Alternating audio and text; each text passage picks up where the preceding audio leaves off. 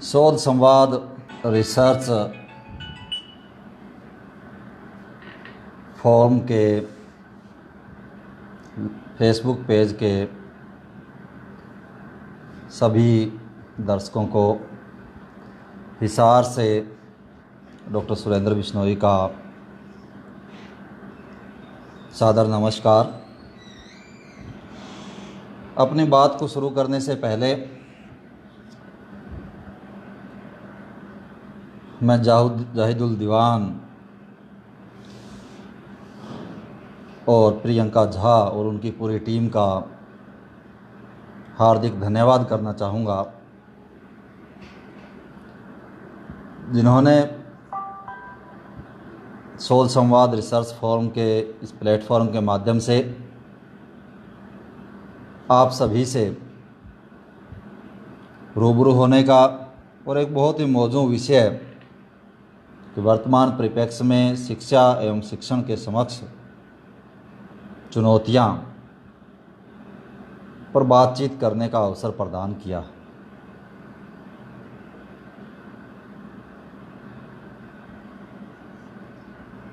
मित्रों, एक बहुत ही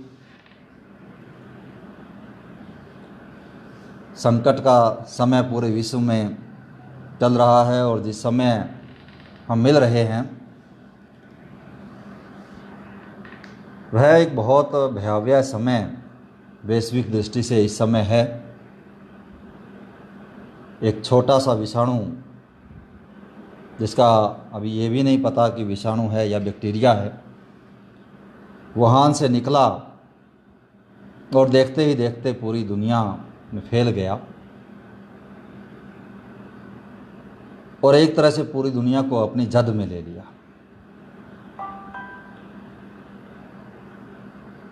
इस समय पूरे विश्व में लगभग 78 लाख लोग इस छोटे से अदृश्य विषाणु से संक्रमित हो चुके हैं और बहुत ही डरावना और दुख देने वाला आंकड़ा है कि 4,29,000 लोग पूरे विश्व में अब तक इसके कारण अपनी जान गंवा चुके हैं। और थोड़ा सा संतोषप्रद बात यह है कि 40 लाख लोग अब तक इससे रिकवर भी हो चुके हैं। अगर हम भारत की बात करें तो लगभग 8-10 दिन पहले तक हम बहुत उत्साहित थे और हर कोई अपने अपने ढंग से कह रहा था कि पूरी दुनिया को कोरोना ने नचाया है, लेकिन कोरोना को हमने नचाया है। हमारी इतनी आबादी है, अब तक केवल इतना आंकड़ा है, उस देश की उतनी आबादी है, उनका उतना आंकड़ा है। अब इस चीज़ को हम भूल चुके हैं। अब चिंता की रेखाएं हमारे माथे पर भी सर्वत्र दिखाई दे रही है। 3,10,000 का आंकड़ा आज हम पार कर चुके हैं। 9,000 के करीबन भारतीयों की इस वायरस के कारण जान जा चुकी है और लगभग 1,55,000 लोग रिकवर हुए हैं। ये थोड़ा सा संतोषप्रद बात है हमारे लिए कि रिकवरी रेट हमारा ठीक है। और इस वायरस की वजह से दुनिया की तमाम महाशक्तियाँ,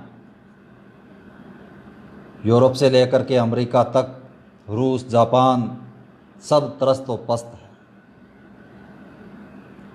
अगर एक एक देश के आंकड़े पे बात करें तो आंकड़ा बहुत बढ़ जाएगा, समय काफ़ी बढ़ जाएगा। अगर हम एक अमेरिका की जो हालत है उसी के माध्यम से हम इसको समझ सकते हैं कि जिस देश की आबादी हमसे लगभग 1/3 है, वहाँ 22 लाख से अधिक लोग इससे संक्रमित हो चुके हैं। और बहुत ही दुख देने वाली बात है, 1,17,000 लोग आज तक इससे जान गंवा चुके हैं और 8,42,000 लोग रिकवर हुए हैं। और ये इस ढंग से इस छोटे से अदृश्य विषाणु ने हमारी तमाम जो वैज्ञानिक प्रगति थी उसको एक किस्म से ललकारा है, एक किस्म से उसको चुनौती दी है कि मनुष्य ने जब अपने आप को सुपर गॉड होने का भ्रम पाल लिया था, उस समय उसने उसकी तमाम जो उसकी मेडिकल साइंसेस, जितनी उसकी लैब्स, वैक्सीन, जितनी उसकी पढ़ाई, उस सब को एक तरह से उसने नकारा साबित किया है। और ये जो कोरोना लगभग दुनिया के 250 देशों में इसकी उपस्थिति है और यहाँ से शुरू होकर के और इसने एक महामारी का रूप जो धारण किया और उसके मेडिकल के साथ साथ जो और दूसरी चुनौतियाँ इसने खड़ी की, वो उससे भी ज़्यादा डरावनी और भयावह है। इसके कारण लगभग 50 देशों को घोषित लॉकडाउन करना पड़ा और इसके साथ साथ पूरे विश्व की अर्थव्यवस्था एक ढंग से चरमरा गई। बेरोजगारी का आलम बहुत डराने वाला है। सभी बड़े देशों में, और कोई ऐसा देश नहीं है जहां बेरोजगारी एक चुनौती बनकर के न उभरी हो। कई देशों में धरना प्रदर्शन इसको लेकर के हो रहे हैं। बड़ी राजनीतिक तनाव, अमेरिका और ऑस्ट्रेलिया की रोज़ की बयानबाजी हम देख रहे हैं। और मामला सोशल डिस्टेंसिंग, जिसे मैं फिजिकल डिस्टेंसिंग मानता हूं, वहां से शुरू होकर के मामला चीन के ग्लोबल डिस्टेंसिंग तक पहुंच गया। ऑस्ट्रेलिया के प्रधानमंत्री और अमेरिका के प्रधानमंत्री और अन्य भी कई देशों के प्रधानमंत्रियों के बयान और वहाँ के मीडिया की प्रतिक्रिया हम प्रतिदिन देख रहे हैं। तो ये एक मामूली विषाणु न होकर के एक तरह का दुनिया के सामने एक बहुत बड़ी चुनौती है और मनुष्य के जीवन के अंदर एक बहुत बड़ा बदलाव का अवसर है। आपसी मिलना जुलना जहाँ बंद है, घूमना फिरना सब बंद है, हवाई जहाज़ सब अड्डों पर खड़े हैं, ट्रैफिक सब बंद है, सिनेमा हॉल खाली पड़े हैं, रेस्तरां और सब घूमने की जगह सब सिर्फ एक ले दे करके अगर कुछ बात हमारे पास कहने को बचती है तो इतना ही बचता है कि पर्यावरण बहुत शुद्ध हो रहा है। यहाँ से पहाड़ियाँ दिखाई दे रही है, वहाँ से पहाड़ दिखाई दे रहे हैं, यहाँ से चोटी दिखाई दे गई। लेकिन इन बातों का कोई सार नहीं, क्योंकि ये सब टेम्परेरी है। हमें इस बात का आभास है, ये जल शुद्ध हो गया, उस नदी का जल बहुत अच्छा हो गया, इन सब में कुछ होता जाता नहीं है। लेकिन अब इस कोरोना, जैसा WHO ने कहा है और भारत के प्रधानमंत्री भी संकेत कर चुके हैं कि अब इसके साथ ही जीना है, अब इसके साथ जीने की हमें आदत डाल लेनी चाहिए, इस तरह की बातें भी सुनाई दे रही है। लेकिन ये कब तक डाल लेनी चाहिए? क्योंकि महामारियों का इतिहास ये बताता है कि कोई भी पेंडेमिक जब आता है, कोई भी महामारी जब आती है, तो 18 महीने से 2 वर्ष का समय उसके सामान्य होने में लगता है। अब अगर प्रगति कर ली है तो हो सकता है उससे आधे समय में हो जाए। अगर हम पिछली महामारी की बात करें, जिसकी चर्चा, क्योंकि जब कोई नई चोट लगती है तो पुराने घाव भी हरे हो जाते हैं, जब ये महामारी आई है तो पिछली महामारी की बात होना भी स्वाभाविक है, लाजमी है। अगर हम पिछली महामारी की बात करें, स्पेनिश फ्लू को लेकर के आजकल बड़ी चर्चा हो रही है, 1918 में शुरू हुआ और बहुत जल्दी ही भारत में भी पहुंच गया। 29 मई 1918 को जो प्रथम विश्व युद्ध थे, उसके हमारे देश के सैनिक जगह जगह मोर्चों पर थे। उनको लेकर के वापस लेकर के एक जहाज़ बम्बई की बंदरगाह पर आया 29 मई 1918 को, और सप्ताह भर बाद करीबन 10 सैनिकों को तेज़ बुखार, नज़ला और खांसी हुई और 10 जून 1918 को करीबन मान लीजिए कि 10-11 दिन बाद उनके आने के बाद ये घोषित हुआ कि इनको स्पेनिश फ्लू है। वहाँ से देखते ही देखते रेलगाड़ियों के माध्यम से स्पेनिश फ्लू पूरे देश में फैलना शुरू हुआ और देखते ही देखते उसने इतने आवागमन के साधन नहीं थे, लेकिन फिर भी पूरे देश को उसने जद में ले लिया। कोई क्षेत्र ऐसा नहीं बचा जो उसके प्रभाव में न आया हो। कोई बड़ा व्यक्ति भी उस समय नहीं बचा जो उसके प्रभाव में नहीं आया हो। अगर निराला जी की कुल्लू भाट हम पढ़ें तो वो एक आंखों देखा दृश्य है कि कैसे चारों तरफ लाशें ही लाशें थी। निराला जी की पत्नी की भी उसमें मृत्यु हुई, एक उनकी पुत्री की भी मृत्यु हुई। मुंशी प्रेमचंद जी और महात्मा गांधी भी उसकी चपेट में आए, हालांकि बच गए थे। महात्मा गांधी जी की पुत्रवधू भी उसके कारण चल बसी थी। और एक बहुत पूरे देश के अंदर भय का माहौल था। लोग अपने घर और गांव छोड़ करके चले गए थे, खेतों में जाकर के छुप गए थे, क्योंकि वो भी इसी तरह संक्रमण से वो बीमारी फैलती थी। अमित कपूर की एक पुस्तक है जो आजकल बड़ी जिसकी चर्चा होती है, राइडिंग द टाइगर, जिसमें उन्होंने, हालांकि वो आर्थिक दृष्टि से लिखी गई पुस्तक है, लेकिन फिर भी उस महामारी के बारे में बहुत कुछ इसमें से जानने को मिलता है। उस समय जो विकास की दर थी वो -10.8% रह गई थी। अब भी ये मान करके चल रहे हैं कि ये 2-2.5 GDP 2-2.5% पे आएगा। ये तो अभी शुरुआती रुझान और उसके आंकड़े हैं। तो अमित कपूर की उस पुस्तक में उसका बहुत विस्तार से वर्णन है।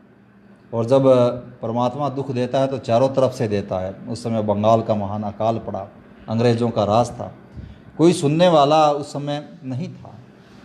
और एक अनुमान है जॉन मेरी का, द ग्रेट इन्फ्लुएंजा, जो उनकी पुस्तक है, उसमें कि उस समय 1,80,00,000 लोग भारत में इस महामारी के शिकार हुए थे। और वो ज्ञात इतिहास में वो पहला समय था, वो पहला दशक था जिसमें भारत की जनसंख्या जो 1911 से 1921 की जनगणना है, वो पहली बार ऐसा हुआ था कि देश की जनसंख्या घटी थी बढ़ने की बजाय 10 लाख में। और करीबन 5% जो 1,80,00,000 लोग उस समय थे, वो उस समय की जनसंख्या का 5% के लगभग हिस्सा था। अगर आज के हिसाब से हम लगाएं तो करीबन 6-7 करोड़ लोग वो बैठते हैं, जिन लोगों की उस समय मृत्यु हो गई थी उससे लेकर के। और उस समय इंग्लैंड और दूसरे देशों के अंदर करीबन 1-1.5 वर्षों तक शिक्षण संस्थान बंद रहे थे। और उससे पहले भी जब महामारियाँ आती थी, मैं अब अपनी विषय की तरफ जाना चाहूँगा, उससे पहले भी जब 1663 की महामारी आई इंग्लैंड में, उस समय भी शिक्षण संस्थान 2 साल तक बंद रहे थे। कैम्ब्रिज विश्वविद्यालय और दूसरे सब बंद हो गए थे। और उसी महामारी के दौरान ही न्यूटन वगैरह उस समय वहाँ पढ़ते थे, वो छोड़ करके अपने गांव चले गए थे, खेती करने लगे थे। और वहीं वो सेब गिरने की घटना ने उनके मस्तिष्क के अंदर एक प्रश्न पैदा किया। और वो जब लॉकडाउन वहाँ का खुला, वापस आकर के उन्होंने जो है वो गुरुत्वाकर्षण की खोज की।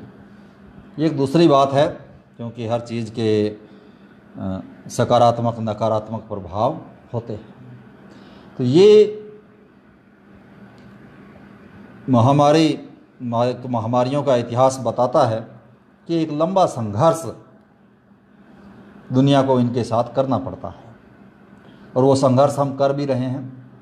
और अब विज्ञान और तकनीक बहुत एडवांस हो चुकी है, तो ऐसे में इतना ज़्यादा शायद न उसमें किसी परेशानी का सामना करना पड़े। और हम भगवान से दुआ भी करते हैं कि बहुत जल्दी इसकी दवाई निकल आए कोरोना की, और जो पहले का इतिहास है उसको न दोहराया जाए, और बहुत जल्दी इस दुनिया को मुक्ति मिले इससे, और हम वही अपने पुराना जो समय है उसमें लौट आएँ और उसी तरह से मिलना जुलना और पढ़ना पढ़ाना शुरू हो।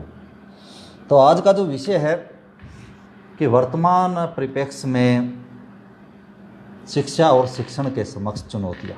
चुनौतियां चारों तरफ हैं और शिक्षा का जगत भी उससे अछूता नहीं है। मैं 3-4 चरणों में इस विषय पर बात करना चाहूँगा कि एक, कि हमारी शिक्षा पद्धति है क्या, भारतीय शिक्षा पद्धति है क्या, ठीक क्या, और फिर उसके ऊपर किस किस तरह के संकट आए, किस किस तरह का बदलाव आया, और अचानक कोरोना के कारण कौन कौन सी चुनौतियां उसके सामने आ खड़ी हुई, और उन चुनौतियों से लड़ने के लिए हम अब क्या कर रहे हैं, और जो हम लड़ने के लिए कर रहे हैं वो कितने पर्याप्त हैं, और उनमें भी क्या चुनौतियां हैं, और भविष्य के लिए हमारे लिए क्या सबक है। इन 4-5 बिंदुओं पे मैं अपनी बात को केंद्रित करना चाहूँगा। अगर हम भारतीय शिक्षा परंपरा की, ज्ञान परंपरा की बात करें तो हमारी जो शिक्षा परंपरा है वो उपनिषदीय परंपरा है।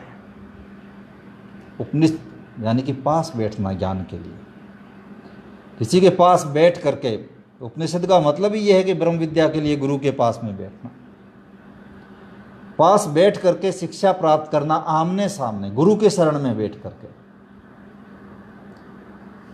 गुरुकुलीय शिक्षा पद्धति जिसको हम कहते हैं, वहां गुरु और शिष्य का सीधा और घनिष्ठ संबंध होता है। आमने सामने बैठ करके और शिक्षा प्राप्त करने की भारत की पुरानी पद्धति रही है। सामान्य व्यक्ति ही नहीं, राजा महाराजा लोग भी शिक्षा प्राप्त करने के लिए गुरु की शरण में ही जाते थे, गुरु के पास बैठ करके ही शिक्षा प्राप्त करते थे। और गुरु केवल चैप्टर पढ़ाना या होमवर्क दे देने तक का उसका काम नहीं था, वो उसके ऑलराउंड डेवलपमेंट जिसको हम बोलते हैं, सर्वांगीण विकास की जिम्मेवारी भी गुरु की ही होती थी। और उसको पूरा पारंगत करके और वापस समाज को सौंपना, ये हमारी शिक्षा पद्धति थी। और हमारी जो पूर्ण शिक्षा पद्धति है वो वन वे कभी नहीं थी, जैसा आजकल अधिकतर हो रहा है। आप भारत के नाट्य शास्त्र से लेकर के जितने आप शिक्षा के ग्रंथ हमारे देख लीजिए, सब प्रश्नोत्तर है। आर्ग्यूमेंटेटिव इंडिया जिसकी हम बात करते हैं, तार्किक भारत की जो बात करते हैं, वो हमारी शिक्षा थी। प्रश्न और जवाब, शिष्य प्रश्न करता था, गुरु उसके जवाब देते थे, और इसी तरह से हमारी शिक्षा पद्धति आगे बढ़ती थी। ये प्रश्नाकुल भारत था। ये हम इस तरह से कि जो कुछ सूचनाएं प्राप्त करने वाले लोग नहीं थे शिक्षा के नाम पर, प्रश्नाकुल लोग थे। गुरु और शिष्य बहुत प्रश्नाकुल होते थे और गुरु उनकी शिक्षाओं का, उनके प्रश्नों का समाधान करता था। और हमारी शिक्षा को अहम से शुरू होकर के और 100 अहम पर समाप्त होती थी। और हमारे जो आगे की जो शिक्षा पद्धति आई, उसने हमारा ये जो प्रश्नाकुलता थी, जो हमारी बौद्धिक क्षमता को विकसित करती थी, इसके ऊपर चोट की, इसको समाप्त करने का काम किया। और सबसे पहले ये 10वीं शताब्दी के आसपास ही शुरू हो गया। 10वीं 11वीं शताब्दी में कुछ पंथिक लुटेरों ने जिस तरह से इस देश में आकर के 2 तरह के मंदिरों पर हमारे उन लोगों ने अपनी गीत दृष्टि डाली, देव मंदिरों पर और शिक्षा के मंदिरों पर, क्योंकि उन्हें पता था कि केवल 2 देव मंदिरों को तोड़ने से यहाँ शासन स्थापित होने वाला नहीं है। इसके लिए शिक्षा के मंदिरों को तोड़ना बहुत ज़रूरी है। और बड़ा प्रसिद्ध जिसकी चर्चा होती है, एक ही उदाहरण काफ़ी है कि किस तरह से हमारे शिक्षा मंदिरों को नेस्तनाबूद किया गया। 1193 ईस्वी में बख्तियार खिलजी ने जिस तरह से नालंदा को तहस नहस किया, और जिस तरह से वहाँ के पुस्तकालय को 3 माह तक लगातार जलाया गया। कहते हैं कि उस समय वहाँ उस पुस्तकालय में 90 लाख हस्तलिखित ग्रंथ थे विभिन्न विषयों के। उसमें विज्ञान के भी तमाम विषय थे, ज्ञान के भी तमाम ग्रंथ थे, इतिहास के भी तमाम ग्रंथ थे, और उन्हीं ग्रंथों के कारण और उसी विश्वविद्यालय की प्रतिष्ठा के कारण इस देश को विश्व गुरु कहा जाता था। उसके बाद तमाम एक के बाद एक करके, और वैसे ही उस समय छोटे छोटे बहुत नालंदा थे, उन सब को नेस्त नाबूद किया गया। उसके बाद एक दूसरा इतिहास हमारा शुरू होता है, जो सुदूर पश्चिम देश से आए हुए व्यापार के बहाने यहाँ आए हुए लोगों ने यहाँ अपना शासन स्थापित किया। शासन स्थापित करते ही उन लोगों ने भी बहुत गहराई से चिंतन किया कि इस देश के अंदर स्थिर राज कैसे स्थापित किया जाए। उन्होंने कहा कि तलवार वालों को तो जीत लिया, घोड़े वालों को जीत लिया, लेकिन यह शासन स्थापित तब तक नहीं हो सकता जब तक यहाँ के लोगों को मानसिक रूप से गुलाम नहीं बनाया जाए, जब तक यहाँ का जो विद्या तंत्र है उसको छिन्न भिन्न न किया जाए। इसके लिए उन्होंने कुछ चिन्ह निश्चित किए, और उन चिन्हों के अंदर दो चिन्ह उन्हें बहुत अपने लिए एक तरह से खतरा और चुनौती लगी। वो थी यहाँ का गुरु और यहाँ का वैद्य। गुरु का मतलब यहाँ की शिक्षा पद्धति जो गुरु सेंटर्ड होती थी उस समय, और यहाँ का आयुर्वेद, यहाँ का विज्ञान, स्वास्थ्य विज्ञान, उन दोनों ने योजनाबद्ध रूप से इन दोनों पर ही प्रहार करना शुरू किया। और इसकी पहली कड़ी में लॉर्ड वेलेस्ली ने 10 जुलाई 1800 को फोर्ट विलियम कॉलेज की स्थापना की। ये पहला एक पत्थर रखा उन्होंने, एक तरह से अपनी शिक्षा पद्धति का और भारतीय शिक्षा पद्धति के छाती पर ये एक तरह से उनका पत्थर था। जॉन गिलक्रास्ट को प्रिंसिपल बनाया गया, स्कॉटिश थे, पैसे से सर्जन थे, पर बहुत विद्वान व्यक्ति थे, और बड़ा एक दिखावा किया गया कि यहाँ भारतीय भाषाओं का अध्ययन किया जाएगा। सुनने में बड़ा अच्छा लगा, लेकिन यहाँ जिस तरह का अध्ययन उन्होंने शुरू किया और जो उनकी मंशा थी उसको उजागर होते हुए कोई बहुत ज़्यादा देर नहीं लगी। लॉर्ड मैकाले के पत्र व्यवहार, उनके वक्तव्यों से ये मालूम ही पड़ जाता है कि किस तरह का अध्ययन वो यहाँ करना चाहते थे, और किस तरह का शिक्षा के नाम पे एक कारखाना वो यहाँ खोलना चाहते थे, जिससे बाबू, उनकी ज़रूरत के लिए बाबू पैदा किए जा सके। 24 जनवरी 1857 को कलकत्ता विश्वविद्यालय की स्थापना की गई, और यहीं फोर्ट विलियम कॉलेज और कलकत्ता विश्वविद्यालय से जो गुरु था हमारा, वो टीचर बनना शुरू हुआ। टीचर और आगे चल करके वेतन भोगी कर्मचारी और एक वेतन भोगी सूचनाओं का आदान प्रदान करने वाला कर्मचारी बन करके रह गया। और इसी कड़ी में 1857 के बाद जो ही उनका साम्राज्य और ज़्यादा मजबूत हुआ, मुंबई, इलाहाबाद, लाहौर और कई और जगह उन्होंने इस तरह के अपने बड़े शिक्षा केंद्र खोल करके और अपना पांव पसारना शुरू किया। ऐसा नहीं है कि भारत की जो उस समय की मेधा थी वो इस खतरे को देख नहीं रही थी, या उन्हें ये बात समझ नहीं आ रही थी, या वो कुछ कर नहीं रहे थे, लेकिन एक गुलाम देश के नागरिक कितना कर सकते हैं, उनकी अपनी एक सीमाएं होती है, उसको समझना बहुत मुश्किल काम है। जब इस तरह से ये देखा कि हमारे शिक्षा पद्धति को एक तरह से बहुत सुनियोजित ढंग से नष्ट किया जा रहा है, तो कुछ लोगों ने अपने स्तर के ऊपर प्रयत्न शुरू किए। स्वामी श्रद्धानंद जी ने 4 मार्च 1902 को गुरुकुल कांगड़ी विश्वविद्यालय की स्थापना की। वो इन्हीं चीज़ों का रिएक्शन था, जो हमारी शिक्षा पद्धति के ऊपर एक तरह से आघात कुठाराघात हो रहे थे। 1915-16 में मदन मोहन मालवीय जी ने बनारस हिंदू विश्वविद्यालय की स्थापना की। 23 दिसंबर 1921 को रविंद्रनाथ जी टैगोर ने विश्व भारती की रचना की, स्थापित की। अलीगढ़ मुस्लिम विश्वविद्यालय बना। काफ़ी प्रयास हुए और यहाँ की जनता भी यही चाहती थी। मैं इन सभी विश्वविद्यालयों का न कह करके अगर एक काशी हिंदू विश्वविद्यालय की अगर हम बात करें तो उसी से पता लगेगा कि उस विश्वविद्यालय को स्थापित करने के लिए जब 1 करोड़ का बजट रखा गया और मदन मोहन मालवीय जी जब पैसे की भिक्षा मांगने के लिए निकले इस देश में, तो इस देश ने 1,60,00,000 रुपए उनकी झोली में डाल दिए। क्योंकि जो प्रबुद्ध लोग थे वो ये समझते थे कि इसका महत्व क्या है और ये क्यों हमारे लिए ज़रूरी है। और नाम था उसका काशी हिंदू विश्वविद्यालय, और बराबर दान दे रहे थे मुस्लिम राजा भी। वहाँ जो अध्यापकों के रहने की पूरी कॉलोनी निज़ाम हैदराबाद ने बनवाई थी, और पता नहीं कितने छोटे छोटे मुस्लिम शासकों ने भी खाली चेक मदन मोहन मालवीय जी को दे दिए थे। मैसूर के राजा ने बहुत बड़ा दान, जो वो भी मुस्लिम थे, उन्होंने दिए थे। इसी तरह अलीगढ़ मुस्लिम विश्वविद्यालय के लिए भी केवल मुस्लिम नहीं, बहुत से हिंदू राजाओं ने भी दान दिया था।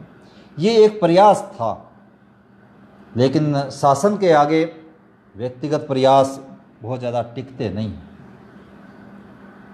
क्योंकि उनकी चमक ही ऐसी होती है कि उनके सिक्के चल निकलते हैं। और धीरे धीरे ये हुआ और 1947 तक आते आते हालांकि देश आज़ाद हो गया, और आज़ादी के बाद स्कूल और कॉलेज बहुत बड़े पैमाने पर इस देश में बनाए गए, जो एक तरह से बाबू पैदा करने के कारखाने थे। कारखाने हैं, अभी भी चल ही रहे हैं, और ये कारखाने तब से चल रहे हैं। न विश्वविद्यालयों की कोई गिनती है, न विद्यालयों की गिनती है, न महाविद्यालयों की गिनती है। हमारा लिटरेसी रेट भी बहुत ऊपर आया, लेकिन वो बात जो हमारी परंपरागत शिक्षा और शिक्षण की थी वो कहीं छूट गई, वो बहुत दूर रह गई। वो अब इतनी दूर रह गई कि उसे लौटा पाना भी असंभव सा दिख रहा था। और इन कारखानों के चलते चलते अचानक से वायरस ने बहुत जोर का झटका दिया,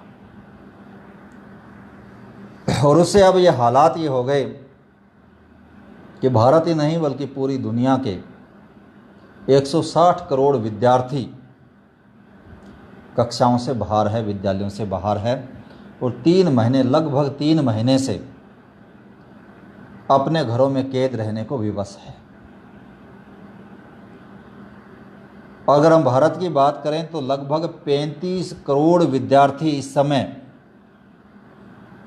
कक्षाओं से बाहर है, अपने घरों में कैद है। और ये हुआ भी एक ऐसे समय में जब शिक्षा और शिक्षण को लेकर के बहुत क्रूशियल टाइम था।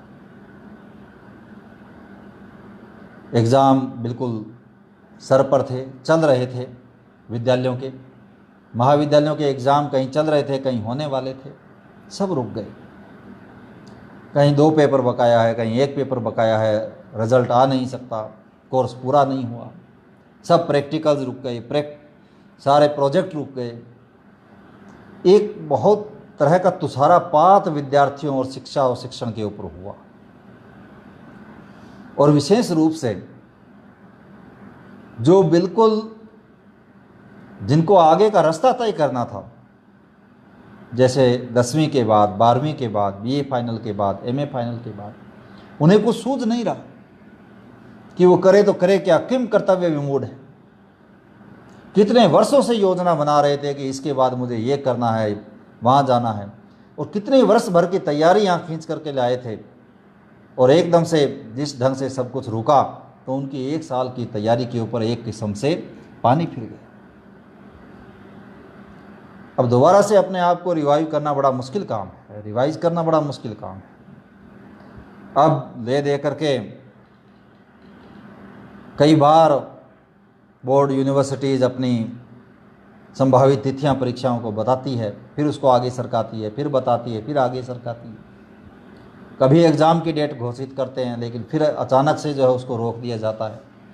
बड़ी ऊहापोह की स्थिति पूरे शिक्षा जगत के अंदर इस समय छाई हुई है। पूरा छात्र वर्ग अवसाद की स्थिति में है, डिप्रेशन के केस बढ़ रहे हैं, अपने भविष्य को लेकर के बड़े आशंकित और बड़े भयभीत हैं। कि क्या किया जाए। अगर अध्यापक वर्ग की देखें, उनकी स्थिति भी बहुत खराब है। हमारे शिक्षण व्यवस्था की कुछ हालात ऐसे हैं कि यहाँ 60-65% महाविद्यालयों विश्वविद्यालयों में भी एडहॉक टीचर्स हैं, उन सब की छुट्टी हो गई है, उन सबको रिलीव कर दिया गया है।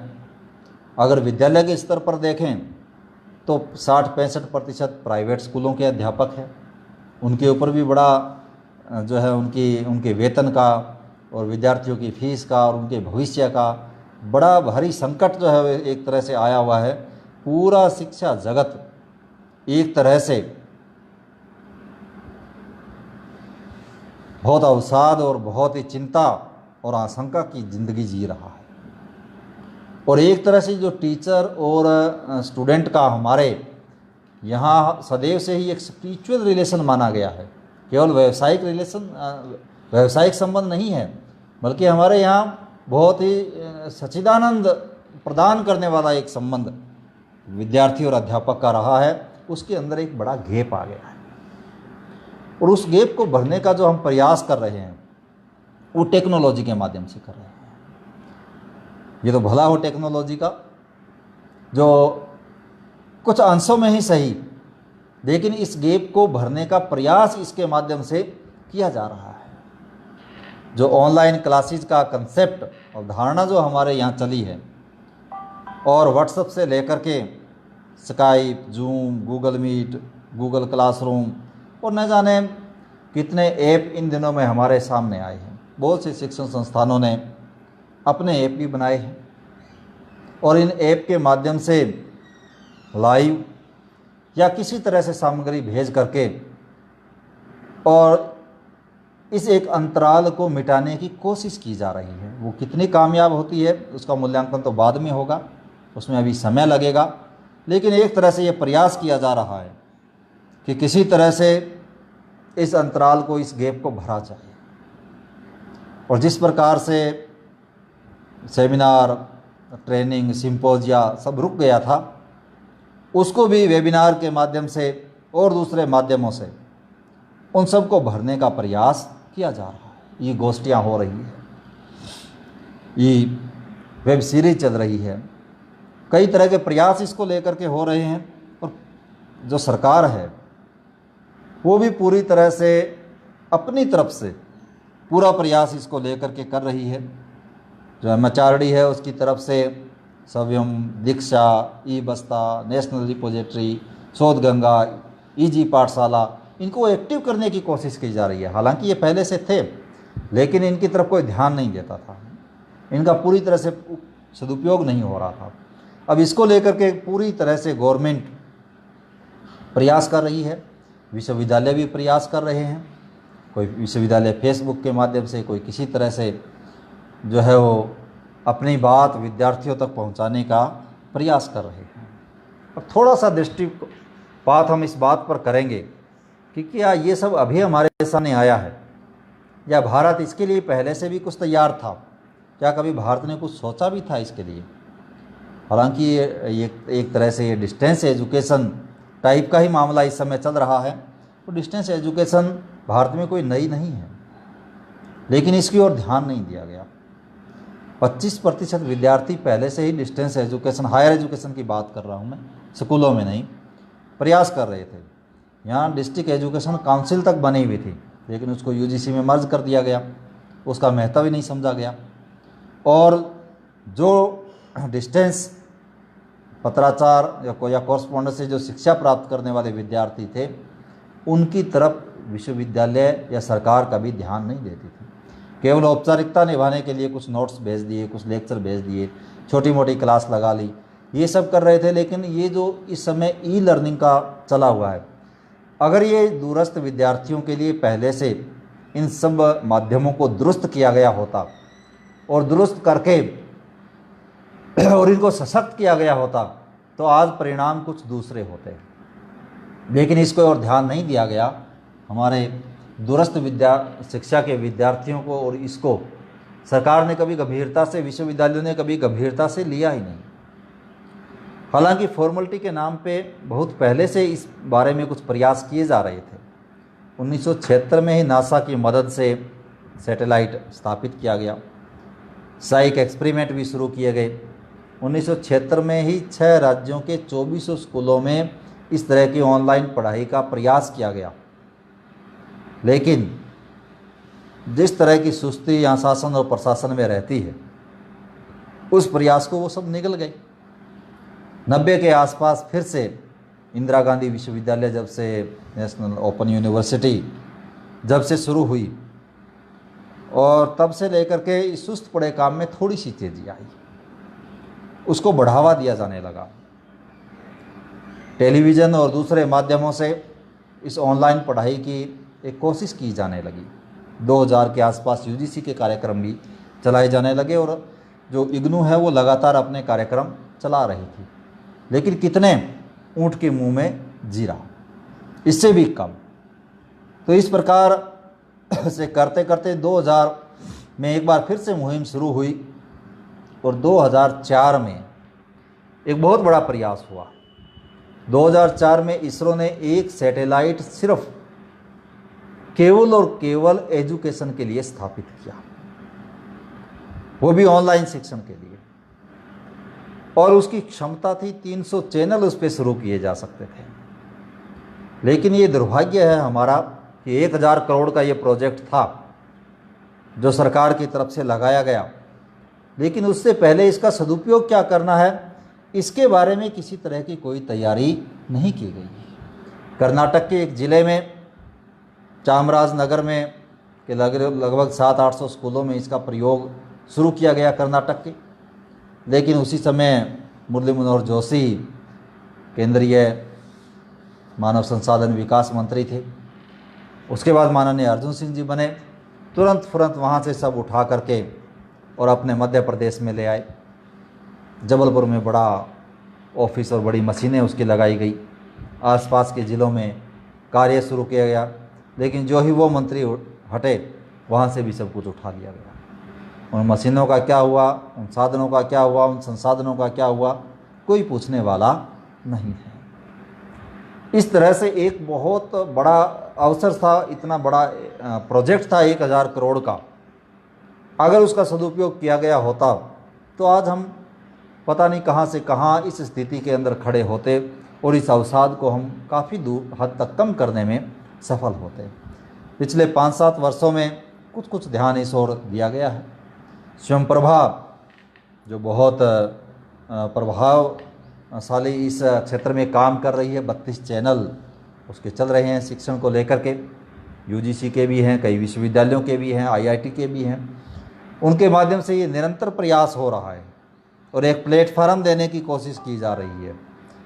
और लेकिन अगर हम स्वयं जो पोर्टल है वो इसमें सबसे अधिक कारगर है। लेकिन वहाँ जो विद्यालयी शिक्षा है, केंद्रीय विद्यालय संगठन उसमें काफ़ी काम कर रहा है, उनके लिए वहाँ काफ़ी सामग्री है। लेकिन हायर एजुकेशन के लिए अभी भी वहाँ कोई विशेष सामग्री नहीं है। छोटे बड़े 900 प्रकार के कोर्सेज को लेकर के स्वयं पोर्टल के ऊपर सामग्री है।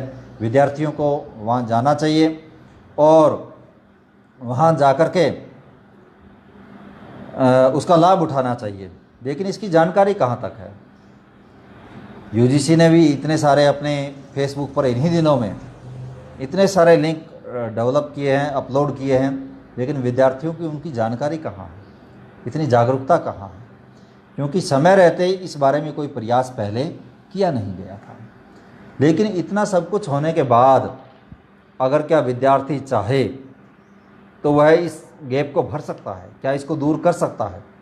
यह भी संभव नहीं है, क्योंकि यहाँ भी चुनौतियाँ कम नहीं हैं। क्योंकि इसके लिए आपके पास कोई डिजिटल माध्यम होना चाहिए, आपके पास स्मार्टफोन होना चाहिए, आपके पास पीसी होना चाहिए, आपके पास लैपटॉप होना चाहिए। लेकिन इस भारत में जिस प्रकार की गाँव की स्थिति है, जिस प्रकार से आम आदमी की स्थिति है, 50 से 55% लोग आज भी ऐसे हैं जिनके पास कोई डिजिटल माध्यम नहीं है। अगर हम लैपटॉप की बात करें तो ये तो 10% से भी कम है। तो ये एक बड़ी चुनौती तो ये है सबसे पहले कि लोगों के पास डिजिटल माध्यम ही नहीं है। जब उनके पास डिजिटल माध्यम नहीं है तो न आपका स्वयं काम करेगा, न आपका प्रभा काम करेगा, न आपकी जो गूगल क्लासेज है वो काम करेगी, न आपका जूम काम करेगा। ये सब धरे के धरे रहेंगे। तो सबसे पहले इसको लेकर के ये एक बहुत बड़ी चुनौती है, और इस चुनौती से इतने बड़े देश में पार पाना कोई आसान काम नहीं है। हालांकि आज कुछ अखबारों में है कि कुछ राज्यों की सरकारों ने कुछ गरीब बच्चों को स्मार्टफोन देने के ऊपर अभी चर्चा शुरू हुई है। अभी कोई पास नहीं हुआ है, कोई ऑर्डर पास नहीं हुआ है, अभी चर्चाएं विचार शुरू हुआ है कि क्या ये किया जाए, कैसे किया जाए, कितना किया जाए। ये एक बहुत बड़ी समस्या है। और जो दूसरी समस्या है वो नेटवर्क की समस्या है। अभी शहरों में इंटरनेट का जो कनेक्शन, जो नेटवर्क है, वो पूरी तरह से सही और साथ देने वाला नहीं है। अगर हम पहाड़ों की बात करें, दूर दराज गाँवों की बात करें, तो आज भी वहाँ नेटवर्क नहीं है। अगर आपके पास डिजिटल माध्यम उपलब्ध भी है, अगर आपके पास स्मार्टफोन या लैपटॉप वगैरह उपस्थित भी है, तो भी आप कुछ कर नहीं पाओगे, क्योंकि जब तक आपके पास नेटवर्क नहीं है वो सब बेकार है आपके लिए। और जिस हम 4G और 5G युग की बात कर रहे हैं, लेकिन भारत के भी लाखों लाख गांव ऐसे हैं जहां पर आपका 3G भी नहीं चलता है, 4G तो दूर की बात है। लाखों लाखों गांव ऐसे हैं जहां अभी तक बिजली भी नहीं है आपके। लाखों गांव ऐसे हैं जहां बिजली 2-4 घंटे से ज़्यादा नहीं रहती है। ऐसे में इनका कितना उपयोग किया जा सकता है, ये भी सोचने वाली बात है। फिर रही बात अभिभावकों की जागरूकता की बात है। हमारे अभिभावक यहाँ कितने जागरूक है, यह भी किसी से छिपा नहीं है। उन्हें शिक्षा के महत्व का कितना ज्ञान है, ये भी पता नहीं है। और ये जो अब नवाचार है, ये जो अब नया साधन जिनकी हम बात कर रहे हैं, इसके बारे में तो हमें ये कल्पना ही नहीं करनी चाहिए कि वो इसके बारे में बहुत जागरूक है और वो इसको बहुत अपना लेंगे और बच्चों को बहुत अधिक इसके बारे में बताएंगे और मोटिवेट करेंगे या उनका ध्यान रखेंगे। ये हमारे सोचने से भी बाहर की बात है। और इसका लाभ भी बच्चे फिर उठाते हैं। अच्छे अच्छे पढ़े लिखे जो अभिभावक हैं, उनके घरों में भी बच्चे इसका लाभ नहीं उठा पा रहे हैं, और कहीं अगर ले दे करके उनको बैठाया जाता है तो वो उससे कनेक्ट होकर के वीडियो ऑफ करके और दूसरे काम करने लग जाते हैं, या चले ही जाते हैं वहाँ से उठ करके। टीचर ये सोचते हैं कि वो बच्चे जुड़े हुए हैं, वो हमारी बात को सुन रहे हैं, हमारी बात को ग्रहण कर रहे हैं, जबकि वो केवल आपके पास ही दिखा रहा है कि जुड़ा हुआ है, वो वीडियो ऑफ करके कहीं दूसरी जगह बैठा है। तो इस तरह की बड़ी भारी समस्याएं जागरूक परिवारों के अंदर आ रही है। और दूसरा जो इसका और कई तरह के जो नेगेटिव इफेक्ट हैं कि फ़ोन को देख पाने की एक लिमिट होती है, फ़ोन से बंधे रहने की भी एक लिमिट होती है, क्योंकि अपने आप को कंसंट्रेट किए बिना जो शिक्षा ग्रहण का कार्य हो नहीं सकता। और अपने आप को कितनी देर आप कंसंट्रेट रख सकते हैं? घंटा 2 घंटा कंसंट्रेट रखना भी बड़ा मुश्किल काम है। 4-4 5-5 घंटे की कक्षाएं में विद्यार्थी कितना ग्रहण कर पाते हैं, और फिर क्या उनकी आंखों पे असर पड़ता है? अभी पिछले दिनों की रिपोर्टें बता रहे हैं कि स्कूल गोइंग जो बच्चे हैं उनके 10% की वृद्धि हुई है उनकी आंखों से संबंधित दिक्कतों के अंदर। और उसी कारण से कर्नाटक की सरकार ने ये बैन लगा दिया है कि प्राइमरी स्कूल तक के बच्चों को ऑनलाइन शिक्षण अभी नहीं दिया जाएगा। उसके पीछे और कोई कारण नहीं है, उसके पीछे यही कारण है कि उनकी आंखों के ऊपर बुरा असर पड़ रहा है। और दूसरा जो शिक्षा देने वाले हैं, जो हमारा अध्यापक प्राध्यापक वर्ग है, वह इस ऑनलाइन टेक्नोलॉजी के लिए कितना तैयार है, यह भी किसी से छुपी हुई बात नहीं है। वो इसके लिए बिल्कुल तैयार नहीं है। खासकर जो थोड़े पुरानी पीढ़ी के अध्यापक प्राध्यापक है, वो इन नई तकनीक से बिल्कुल भी फेमिलियर नहीं है, और वो बिल्कुल भी इसमें पारंगत नहीं है, और ऐसी किसी प्रकार की सामग्री तैयार करना उनके लिए संभव ही नहीं है। तो सबसे पहले तो उनको जो है इस विषय में ट्रेंड करना पड़ेगा, और उसके लिए अब समय कहाँ है, कितना है और कैसे संभव है, ये कह पाना बड़ा मुश्किल है। और इतना सब कुछ होने के बाद भी क्या ये जो वर्तमान जो शिक्षण है, क्या ये पूरी तरह से हमारी परंपरागत जो शिक्षा, जो उपनिषदीय हमारी प्रणाली है, गुरु के पास में बैठ करके उससे शिक्षा ग्रहण करना, क्या ये उसका पूर्ण रूप, पूर्ण विकल्प हो सकती है? कभी नहीं हो सकती, क्योंकि जो आमने सामने की जो टीचिंग है, पढ़ाई है, उसका जो प्रभाव होता है वो अलग ही होता है। और शिक्षक का अपना व्यक्तित्व का प्रभाव भी टीचर के ऊपर, बच्चों के ऊपर पड़ता है। उनका होमवर्क चेक करना, वो क्या पढ़ रहे हैं, कितना ग्रहण, जो आदान प्रदान विचारों का और शिक्षा, जो आदान प्रदान विचारों का और खासकर जिज्ञासाओं को रखना और उनका समाधान करना, यह हमारी शिक्षा प्रणाली का सबसे अहम पहलू है। लेकिन इस ऑनलाइन टीचिंग के माध्यम से यह एक तरह से पूरी तरह से डिसअपियर ही हो गया है। ये है ही नहीं, कहीं नज़र ही नहीं आता। तो कम से कम ये उसका पूर्णकालिक, और मैं तो कहता हूँ कि अंशकालिक ही विकल्प है, और वो भी बहुत कम।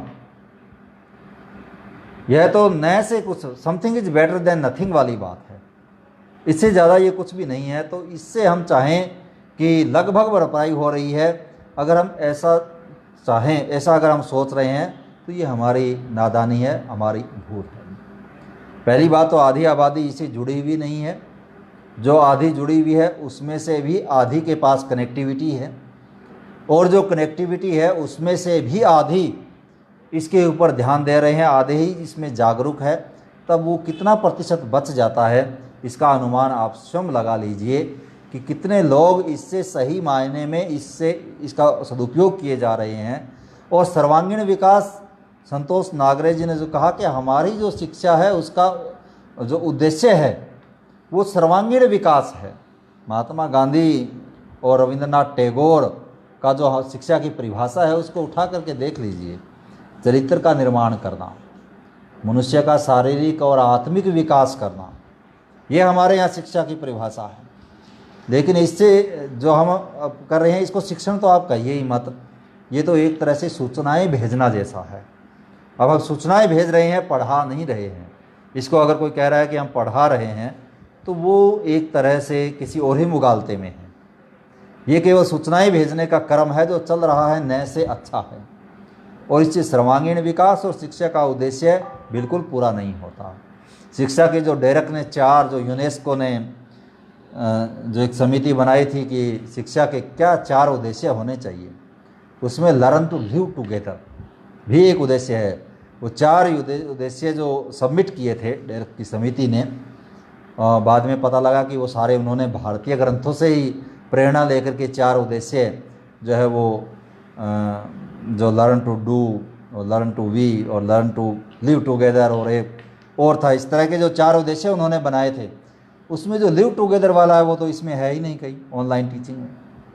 और बच्चे घर से आना, एक दूसरे से मिलना, खेलना, कूदना, हंसना, अपनी बात कहना, ये सब कहाँ है इसमें? इसके बिना कैसा शिक्षण? सर्वांगीण विकास की तो इस शिक्षण के माध्यम से सोच ही नहीं सकते।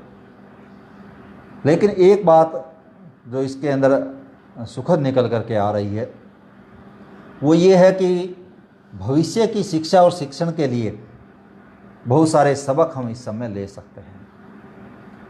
क्योंकि जिस तरह का माहौल बन रहा है और जिस तरह के जैविक युद्धों की बातें चल रही है और जिस तरह की प्रतिस्पर्धा और जिस तरह का वैमनस्य इस समय विश्व के अंदर फैला हुआ है, हमें ये कतई निश्चित नहीं हो जाना चाहिए कि कोरोना के बाद कोई और वायरस नहीं आने वाला है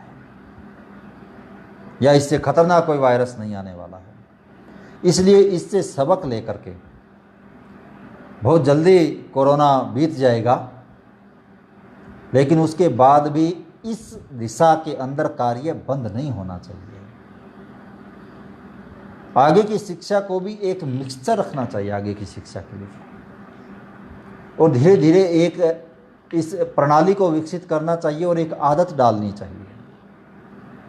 मेरा ये मानना है कि सभी शिक्षण संस्थानों को ये चाहिए कि वो कम से कम 20% अपना कोर्स ऑनलाइन पूरा करवाए। जहाँ साधन नहीं है वहाँ साधन दिए जाए, जहाँ संसाधन नहीं है संसाधन दिए जाए। जो लोग ट्रेंड नहीं है उनको ट्रेंड किया जाए, जो बच्चे हैबिचुअल नहीं है उनको हैबिट डाली जाए उनमें, और कम से कम 20% आगे जितना भी पाठ्यक्रम हो वो उसको ऑनलाइन ही पूरा करवाना चाहिए। जिससे प्रणाली विकसित होगी, टीचर ट्रेंड होंगे,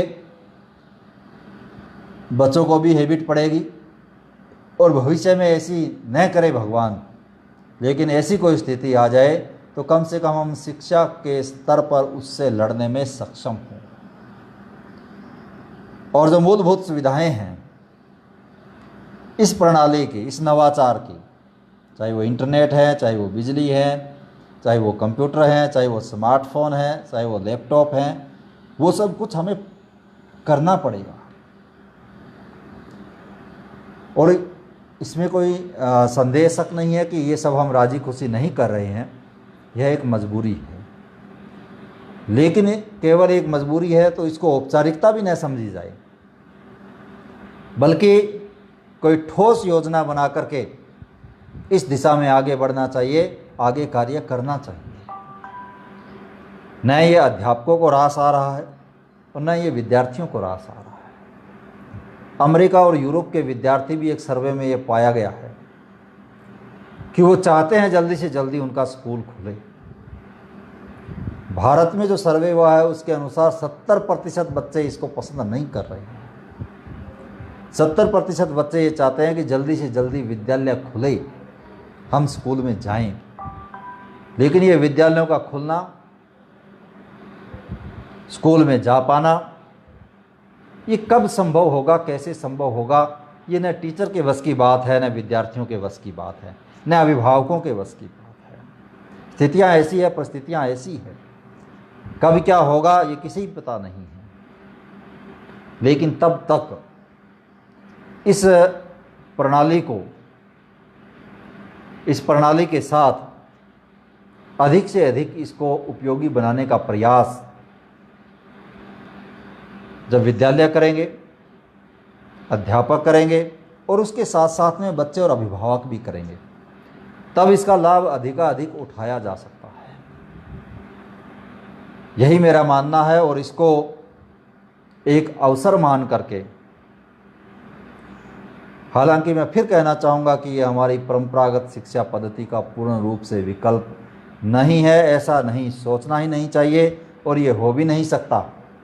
लेकिन जब तक ये एक मजबूरी है तब तक जारी रखते हुए इसका अधिकाधिक लाभ उठाना चाहिए। और ये जो गैप आया है, ये जो एक अंतराल आया है, ये जो अंतर आया है, इसको भरने का प्रयास इस माध्यम से किया जाना चाहिए और भविष्य पर ध्यान रहना चाहिए।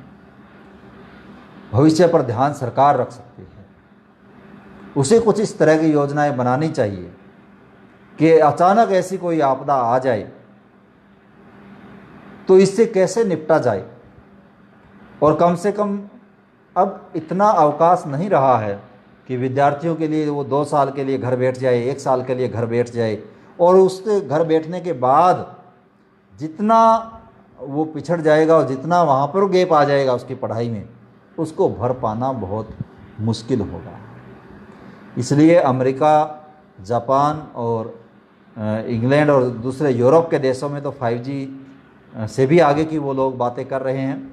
वहाँ का जो ऑनलाइन टीचिंग है वो बहुत अच्छा चल रहा है, लेकिन उसके मुकाबले, उसके बनिस्बत एक बड़ा देश है और यहाँ इस तरह का कर पाना हालांकि बहुत चुनौती भरा कार्य है।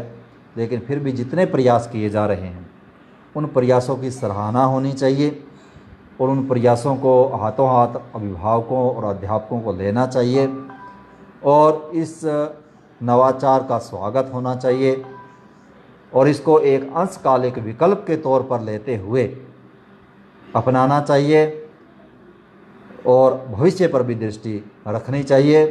तो वो जो शिक्षा की चुनौतियां थी उनको आप सबसे संवाद करने का प्रयास किया और मुझे ये अवसर प्रदान किया। प्रियंका झा और जाहिदुल दीवान दोनों और उनकी पूरी टीम का मैं हृदय से आभार प्रकट करता हूँ। दोनों ही बहुत अच्छे संस्कृति कर्मी हैं। वो केवल अपने पेट का ध्यान नहीं रखते कि इसको कैसे पाला जाए या इसका क्या होगा, बल्कि इसके साथ साथ बहुत सारे फेसबुक पेज और बहुत सारे बौद्धिक संस्थाएं वो दोनों मिलकर के चला रहे हैं, उनकी पूरी टीम है। आज के नवयुवकों में ऐसा बहुत कम देखने को मिलता है। लोगों को, जो हमारे खास करके जो युवा पीढ़ी है, उसको उन दोनों से प्रेरणा लेनी चाहिए। और हम जब इंसान हैं, हम जब मनुष्य हैं, तो हमें कुछ बौद्धिक विमर्श चाहिए, हमें कुछ बौद्धिक विमर्श चाहिए, उसके बिना हम नहीं रह सकते। और वो इस प्रकार के जो ये संस्थाएं हैं, वो बौद्धिक विमर्श हमें प्रदान करती है। हमारे बुद्धि को भी खुराक चाहिए, आत्मा को भी खुराक चाहिए। केवल शरीर की खुराक से काम चलने वाला नहीं है। एक बेहतर मनुष्य बनने के लिए वैसे तो चल ही रहा है। तो मैं पुनः शोध संवाद फेसबुक पेज के सभी जो दर्शक है, श्रोता है, उनको उनका अभिवादन करता हूँ, उनको नमस्कार करता हूँ। और पुनः एक बार शोध संवाद फोरम का धन्यवाद करता हूँ कि आपने अपनी बात रखने के लिए मुझे अवसर दिया, समय दिया। बहुत बहुत धन्यवाद। नमस्कार।